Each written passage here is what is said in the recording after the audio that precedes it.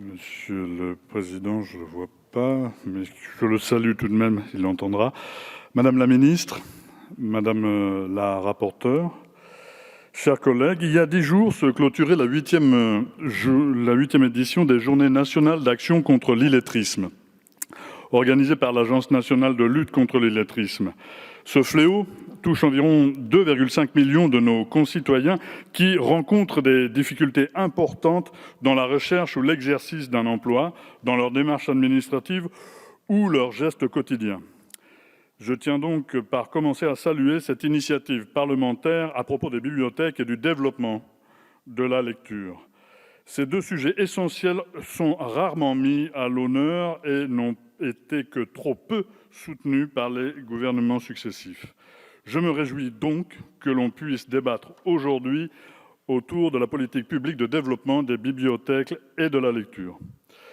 Les réformes de la majorité actuelle concernant ce secteur ont été réalisées au détriment des personnels.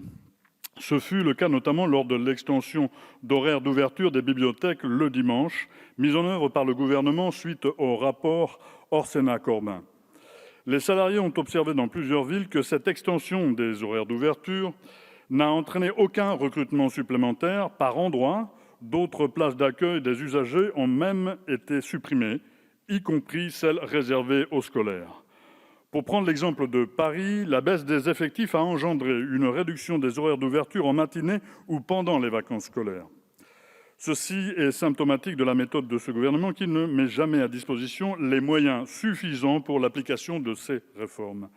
Certes, les crédits du plan bibliothèque sont passés de 80,4 à 88,4 millions d'euros en 2018, mais ces crédits ne sont pas pérennes puisque le financement ne peut pas excéder 5 ans. On peut donc se demander comment les collectivités vont-elles pouvoir maintenir les emplois créés une fois ces délais écoulés. La seule solution mise sur la table par M. Orsenna, c'est l'embauche de jeunes en service civique ou de contrats précaires, comme si bibliothécaire n'était pas un métier à part entière, spécifique et réclamant des qualifications et des compétences précises. Une bifurcation dans la politique publique en faveur des bibliothèques et du développement de la lecture est donc absolument nécessaire. Ce texte a le mérite d'inscrire quelques grands principes dans la loi. Principe de gratuité d'accès aux bibliothèques, des collectivités territoriales, pluralisme des collections ou encore don de livres devenus inutiles. Cela dit, il ne permet pas de répondre aux tensions actuelles dans le secteur. Il ne préserve pas les droits des personnels face à l'extension des horaires d'ouverture, n'assure pas l'égalité d'accès aux bibliothèques sur tout le territoire national, ne développe pas les actions hors les murs en faveur de la lecture, n'améliore pas la participation des usagers dans le fonctionnement des bibliothèques et ne protège pas le métier de bibliothécaire titulaire à l'heure où le nombre de contractuels augmente fortement. De plus, l'article 2, permettant d'inscrire le principe de liberté d'accès aux bibliothèques municipales et intercommunales, ne fait pas mention du pass sanitaire. Or, ce dernier y est obligatoire pour accéder aux bibliothèques, mais pas pour les librairies ou les centres commerciaux, ce qui crée une première incohérence. La deuxième incohérence, c'est que les bibliothèques universitaires, la bibliothèque publique d'information, la Bibliothèque nationale de France et les bibliothèques spécialisées ne sont pas soumises à l'obligation du pass sanitaire.